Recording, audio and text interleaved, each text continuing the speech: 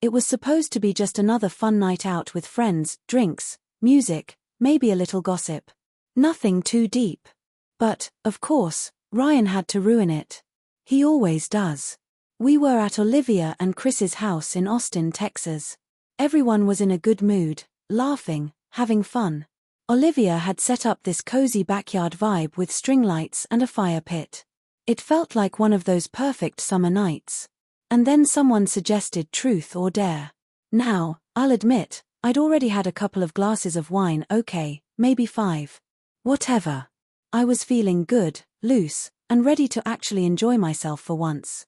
Not sit there babysitting Ryan, who was sipping his light beer like some nervous intern at a company party.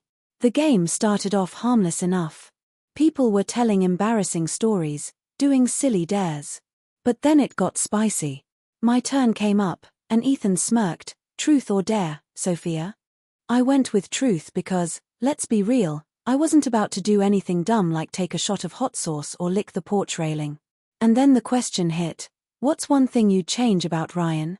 I swear, I didn't even have to think about it.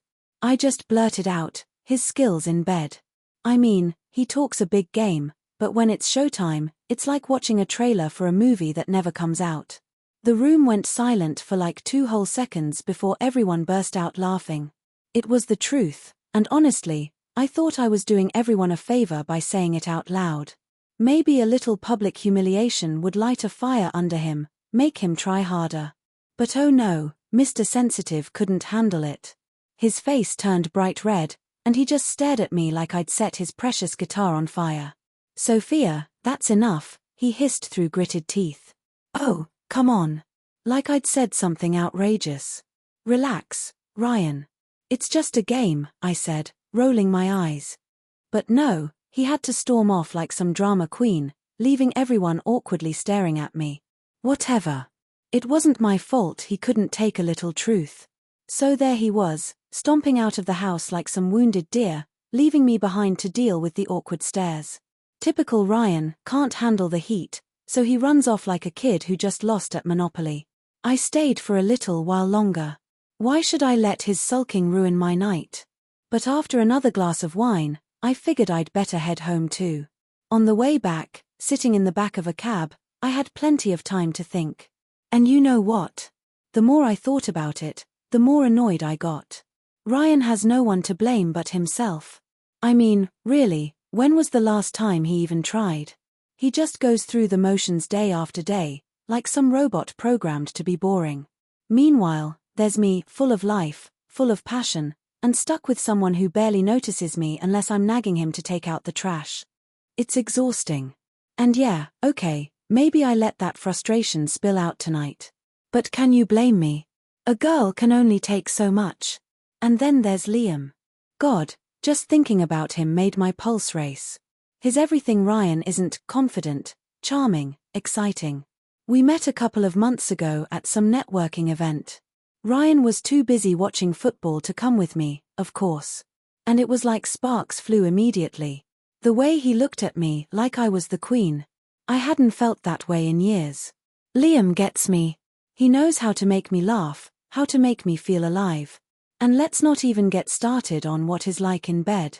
Let's just say he knows how to make a girl feel special. With him, it's all fireworks and adrenaline, not the awkward, half-hearted attempts Ryan puts in once every blue moon. By the time the cab pulled up to the house, I was over it. If Ryan wanted to pout and act like a victim, fine. Let him. I had bigger things to think about, like the text I'd gotten from Liam earlier that evening. It was simple, just, if you keep looking this good in my mind, I might need you to come over and ruin me properly. But it was enough to remind me why I felt alive in the first place. I walked into the house, still half smiling from the thought of Liam, and there was Ryan, sitting on the couch with his arms crossed like some dad waiting to scold his kid for breaking curfew. Oh, this was going to be fun. I barely got through the door before Ryan started in on me. What the hell was that back there, Sophia? He barked, his face all twisted up like he just tasted sour milk. You humiliated me in front of everyone. I dropped my bag and rolled my eyes so hard I thought they might get stuck. Oh, please, Ryan. It was a joke. Everyone was laughing. Don't be so dramatic. Dramatic. He stood up, pacing like he was about to deliver some Oscar-winning speech. You basically called me useless in front of all our friends. How am I supposed to just sit there and take that? Maybe by growing a thicker skin, I shot back, crossing my arms. You're acting like I just burned down the house. It's not that serious. But oh no, Ryan wasn't done. This isn't just about tonight, Sophia. You've been different lately, distant, cold. What's going on with you? His eyes narrowed, and for a split second, I thought, crap, does he know? Different. I let out a bitter laugh. Maybe it's because I'm tired, Ryan. Tired of being the only one who puts any effort into this marriage. Was that true? Not really. But it sounded good enough to shut him up. He wasn't buying it, though. No, it's more than that, he said, stepping closer, his voice lower now. It's like you're not even here anymore. Are you hiding something? For a moment, my heart raced. What if he had figured it out? What if he knew about Liam? The thought of him discovering everything sent a thrill of panic through me, but also, weirdly, a rush of excitement. The idea of two men fighting over me, of Ryan actually stepping up for once, was almost intoxicating. But I wasn't about to let him see any of that. You're imagining things, I said coolly, brushing past him to grab a glass of water from the kitchen. Maybe you should stop overthinking and start focusing on how to be a better husband. I could feel his frustration simmering as I walked away, but honestly, I didn't care. As I sipped my water, I couldn't help but think about Liam, his confidence, his touch, the way he made me feel alive in a way Ryan never could. Ryan could sulk all he wanted. I had Liam, and that was enough to keep me going, for now. Over the next couple of weeks, things settled into this weird, tense routine. Ryan was quieter than usual, fine by me, and spent most of his time pretending not to watch me like a hawk. Subtlety was never his strong suit. Meanwhile, I kept doing what I do best, balancing it all like a pro. Work, social life, and, of course, sneaking around with Liam. I worked at Summit Marketing, a mid-sized advertising firm in downtown Austin. It was the perfect cover. Late meetings, client dinners, networking events, I had an excuse for everything. And Liam? He was my escape. Every text, every stolen moment, every night we spent together felt like a rebellion against the monotony of my life with Ryan. Honestly, I was good at it. Slipping out for work meetings, staying late at the office, deleting texts and calls like clockwork. It was almost thrilling, like I was starring in my own little spy movie.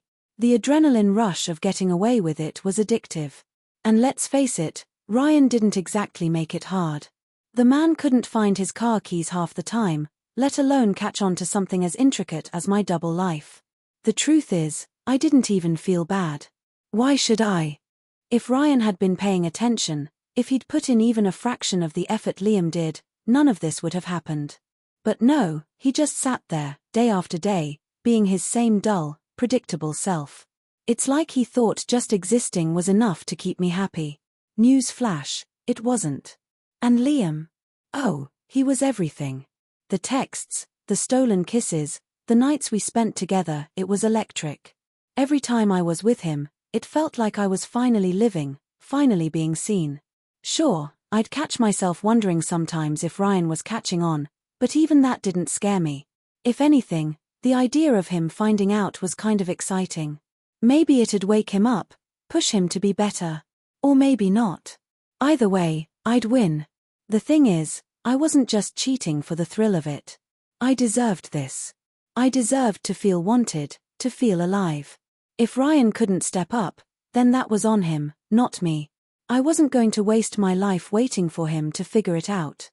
But I'll admit, there was a part of me that enjoyed watching him squirm. The way he'd glance at me, trying to read my mind, trying to figure out what was going on. It was almost cute, pathetic, but cute. He knew something was off, but he didn't have the guts to confront me. Typical Ryan, always passive, always too scared to actually do anything. I told myself it was for his own good. Maybe, just maybe, this would finally motivate him to get his act together. If not, well, I still had Liam. For now, life was exactly how I wanted it, balanced, exciting, and just a little dangerous. What could possibly go wrong? And then it all started unraveling. Slowly at first, like a tiny crack in the glass. Ryan's little stares got sharper, his questions more pointed. He'd ask where I'd been, who I was texting, why I was working late so often. I'd laugh it off, brush him aside, tell him he was being paranoid. But deep down, I knew he was onto me. The breaking point came one night after I got back from meeting a client. I walked into the living room, and there he was, sitting on the couch, my iPad in his hand. My stomach dropped. He didn't. He couldn't. My iPad and iPhone were synced, and I just forgot about it. What the hell, Ryan? You went through my iPad? I snapped, trying to snatch it back, but he held it out of reach. His face was pale, but his voice was cold, deadly. How long, Sophia? How long have you been lying to me? For a split second, I froze. My mind raced for an excuse, a way out. But then I thought, why bother? He's already seen everything. So instead, I folded my arms and glared at him. And what exactly did you think you'd accomplish by invading my privacy, huh? You think you're the victim here? His eyes flashed with anger. I saw the messages, the pictures, the videos. Do you even care about what you've done? Oh, now I was furious. What I've done? What about what you haven't done, Ryan? You sit there day after day, acting like being my husband is enough. But it's not. It's never been enough. He stared at me like I'd slapped him.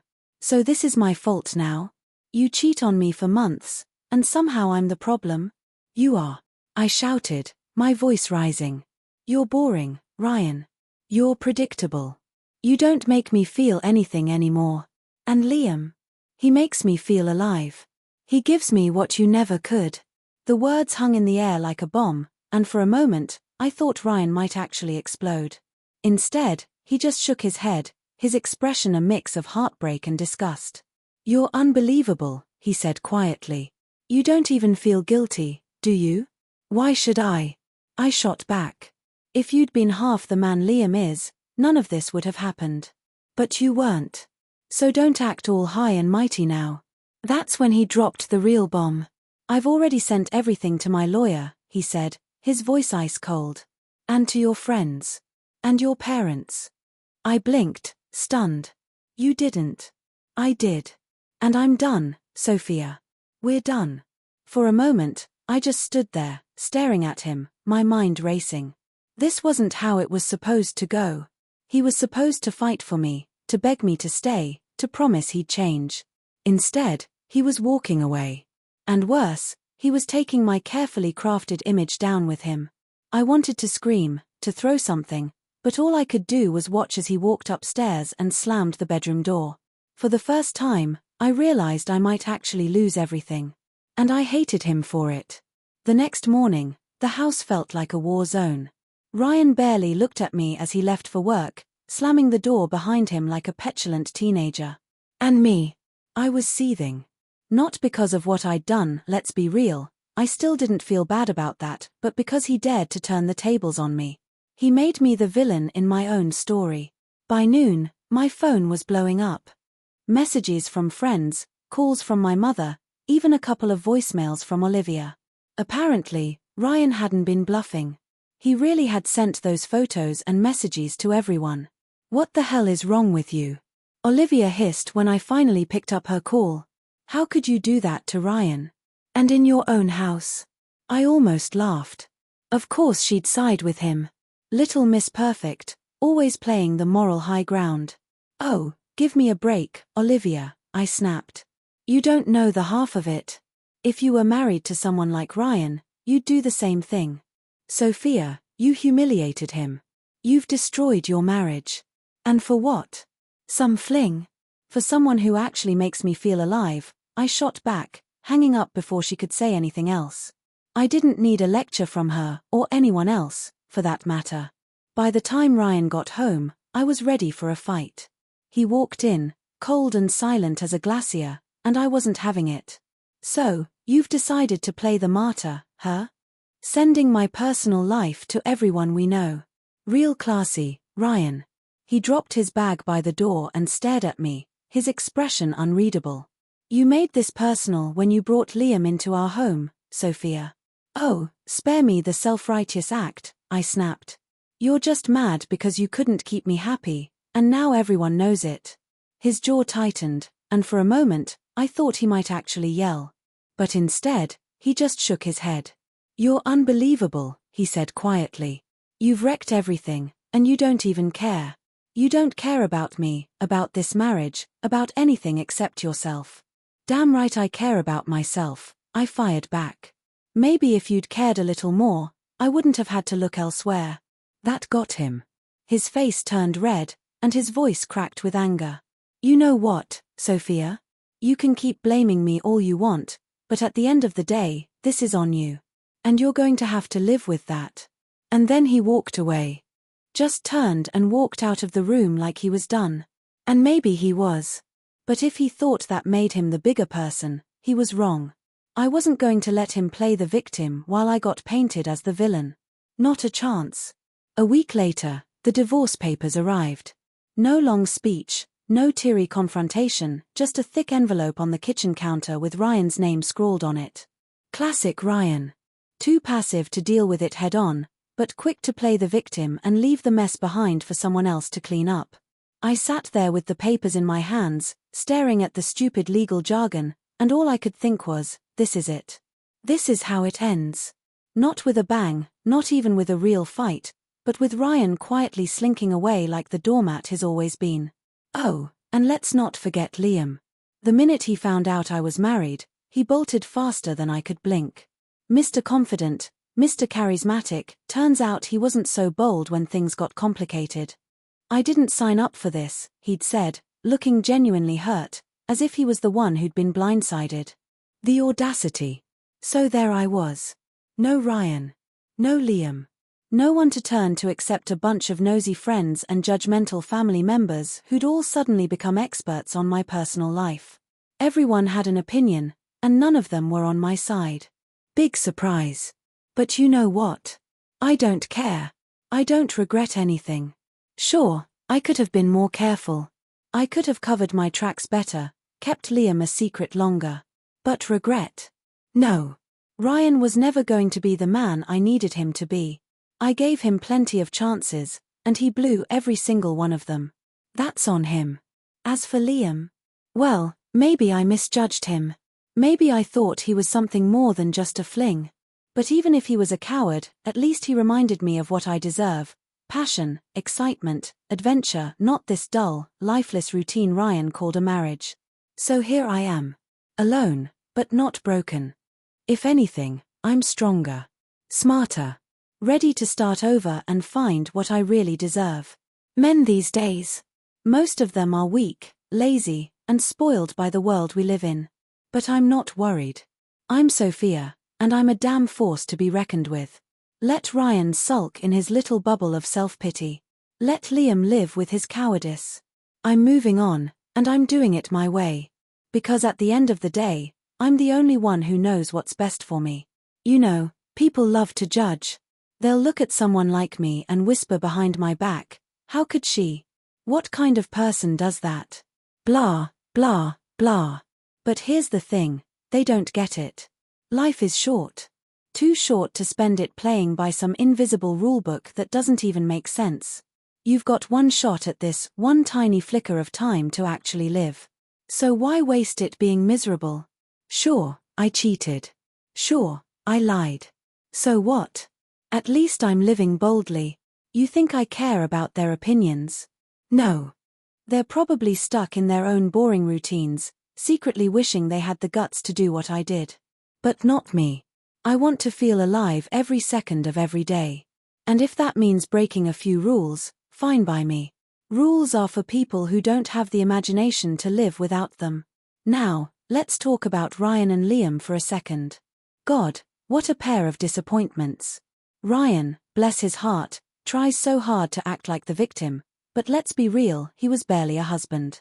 Weak in bed, predictable in life, completely lacking in passion. And Liam? Don't get me started.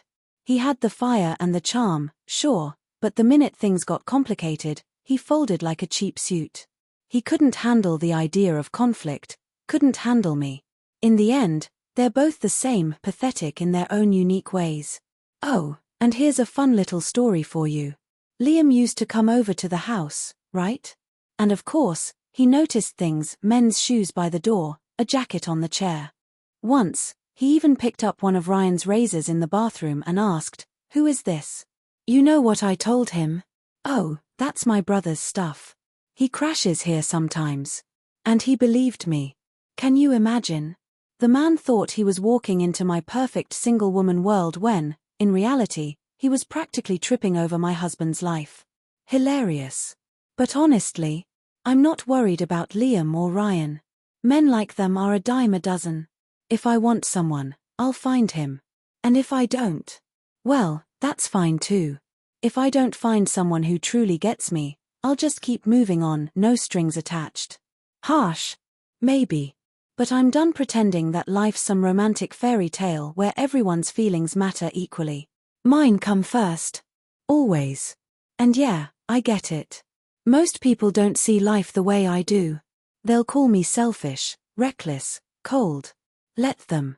They don't know what I've been through. A few years ago, I came this close to dying. A car accident, headlights coming straight at me, the screech of brakes, the crunch of metal. And somehow, miraculously, I walked away without a scratch. That moment changed everything for me. I realized how fragile life is, how quickly it can all end. And from that day on, I swore I'd never waste another second on anything or anyone who didn't bring me joy. No waiting. No compromising. No settling for mediocrity. I want it all, the thrill, the passion, the chaos. If that makes me selfish, then fine, I'm selfish. But I'm also alive. And I'm going to stay that way, no matter what it takes. Life isn't for the weak. It's for people like me, bold, unapologetic, and completely untouchable. The story presented in this video is a fictional narrative created for both entertainment and educational purposes. The actions and viewpoints of the character Sophia are not representative of the beliefs or values of the creator of this video. Sophia's behavior and decisions reflect a deeply flawed perspective, driven by personal misunderstandings and misplaced priorities. Her actions serve as an example of how unresolved frustrations, lack of honest communication, and avoidance of personal responsibility can lead to a destructive chain of events. This story is a reminder of the importance of facing challenges with integrity, seeking open dialogue, and addressing underlying issues before they spiral out of control. By reflecting on stories like this, we can better understand the complexities of human behavior and motivations. It's also an opportunity to examine our own decisions and find healthier, more constructive ways to handle life's challenges. If you find yourself in similar circumstances, seeking guidance from a therapist or counselor can be a powerful step toward positive change.